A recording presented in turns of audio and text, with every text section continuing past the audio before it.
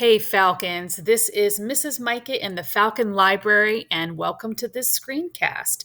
This screencast is an introduction to our online library databases. Your objective is to search our online library databases to locate valid resources and information for your research topic. Let's get started. Show of hands, how many of you have one of these online subscriptions? Maybe you have Netflix, Disney Plus, Hulu. When you're logging into these subscriptions from home, usually mom or dad or grandma, they've got an email and a password or a username and a password. This analogy is similar to what our library databases look like. When Mrs. Abdul and I purchase materials for the Falcon Library, we buy books in print that you can borrow, and we also purchase online subscriptions to our library resources. So let's look at these another way. This is the result list on the right-hand side. These are the types of results that you get when you search our library databases. You'll see magazines, you'll see academic journals, there will be news articles, there will be videos. Oftentimes there's radio interviews, right, or podcasts, and even some statistics and images. So these are the types of results.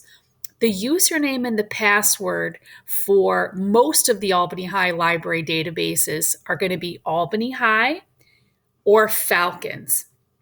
Let me say that again. The username will be Albany High and the password would be Falcons. Sometimes it doesn't ask for a username and you just need the password, which is Falcons. Let's look at it another way. This is a visual display. So we've got newspapers, right? We've got magazines. We've got radio interviews or podcasts. We'll have video clips. We even have links to different websites that are reputable, which means they have a good reputation. And then on the bottom, we have academic journals, right? And then on the bottom right, we've got the classic encyclopedia entries. These are, that's an old library product that doesn't exist anymore since the invention of the internet. So these are the results that you're going to be looking at when you search our library databases. Let's keep going. Here is a screenshot of the Albany High Library's database page. On the left-hand side, you can see these are all the subscriptions that Albany High School has purchased for students and scholars to use, right? So right across the top row, we've got biography and context. Each database does something different. So the biography one is about people, alive or dead. We've got athletes, musicians, presidents, politicians, famous people, historical people. That's where you would be looking for information about a person that actually existed, right? If you skip down a row, the second row in the middle, we've got a social studies database. That would be for researching history. On the right of that, we have Newsbank that would be looking for newspaper articles. Each of these databases does something different, and you would use the correct database for the research that you're trying to conduct. On the right-hand side, we have a bookmark, and this bookmark, again, is the password bookmark. So depending on which one you're using, it might change, but mostly the password is Falcons. And sometimes if you're logged into Albany Schools to your Google account, it will work that way as well. We can hand out these password bookmarks for you in class. Stay tuned for those. Let's keep going.